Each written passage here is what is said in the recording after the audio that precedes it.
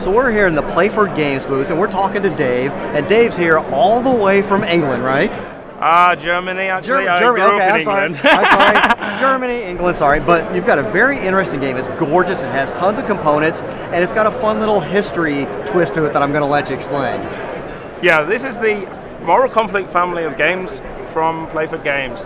There are 4 versions of the game, which just are different in terms of the complexity and the amount of materials, but otherwise they use the same high quality materials and the same concepts. So the concept of moral conflict is it's the Second World War period of history, and you can win in any one of the 5 dimensions that are listed here. And this represents the reality actually of the times, and the times of today are no different. So it's not just the military war of great battles and campaigns that bring success. The diplomacy, the relationship between the nations, the negotiation, winning new allies, maybe even persuading someone instead of fighting you to join your alliance. This is decisive, the same as relationships in everyday life. Smaller nations also can be won in this game through a combination of skillful play and a dice roll, a sort of simple diplomacy. The Russian player can be then won through the negotiations of discussion.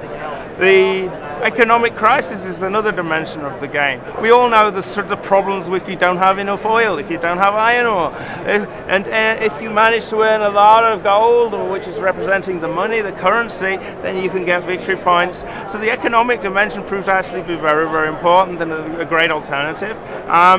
The 4th dimension is the technology race, so you can develop all sorts of great weapons and better tanks and aircraft, jet aircraft, even in a complicated version, atom bombs, to win by more force, or you can use the technology for peaceful uses to increase your economy and your efficiency. And when everybody looks at this time, they think, well, actually it was really pretty evil time. They think of the moral conflict, the battle between good and evil. And this is the central dimension of this game, and actually is, for many people, a dimension they don't know much about, and you can't even see it really. But the game shows that actually this is the most powerful dimension. The nations start on the moral path at different levels. We've got Germany and the Soviet Union starting on low levels. The empires of the US start on the high levels on the moral path. The low-level nations, for example, can lie and cheat in all parts of the game. That's what they did. The good guys were not supposed to do that, but if they get caught, they slip down. And if the 2 good guys in alliance together end up in the bottom part, well, that's a moral conflict victory by the bad guys. They've corrupted them.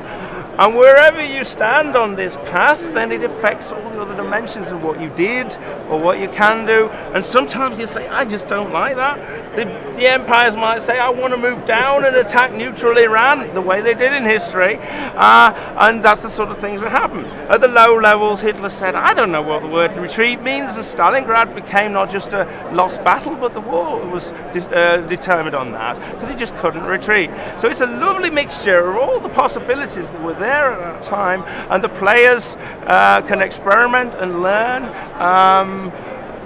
and play a game that was different and more inspiring than the times of history.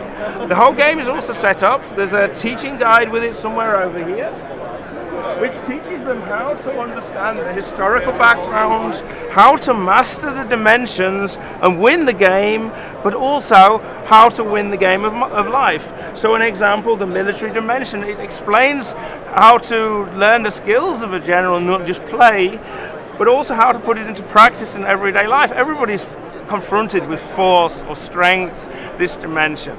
So there's cool books, cool films, cool websites for kids or players to go deeper. It's up to them how they want to experience this time.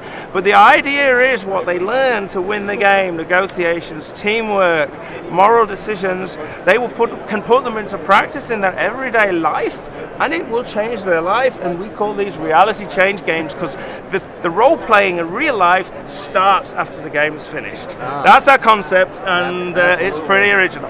Let me ask you, Dave, this looks like a game that you probably didn't design overnight. It looks like a labor of love that you've probably been working on for some time. Well, it took me 2 years to get to the first one here, and I must confess, the major concepts are mine, but I stole ideas from everybody. I invited everybody to test, There's some people have no idea about the game, but they bring great ideas, and some people are really great freaks in games. Everybody has got an idea. Everybody has got something where they're strong, and so many contributed, and I must say that's why the moral conflict is so nice, because so many took part in it. Excellent. Well, why don't you tell our viewers a little bit about how much is moral conflict and where can they find it? Yeah, well, here at the exhibition, this game here is the third one, which is the lowest price version, lowest complexity version. Cool stuff over there. I've got it for $65. It's up to the different retailers what price they have. This one's available on Amazon.com, the high-end one, and we're going to get the others on there shortly. And a lot of retailers are stocking them. Just Google them, you see them all over the place. But basically, this is double the price of the blue, the middle one, the 40 there. The 40 is roughly double the price of this one, and this one's got some like 4 times as much pieces as the others, and you get what you pay for, you know. And there's a ton of stuff here. If you opt in for the expensive one. Well, you all get, all of the armed forces are wood, you know, they all use the same pieces in all the different games, the gold's used in all the games. It's not as if you get an inferior quality game if you get the cheap one, but you know, it's just different options, you know, you find out pretty easy what you want. Absolutely. Well, thank you, Dave, very much for Thanks taking as well. the time to explain moral conflict to us. It looks really fun, and I invite everybody to go out, Google it, and find out where you can buy this bad boy. Great, thanks.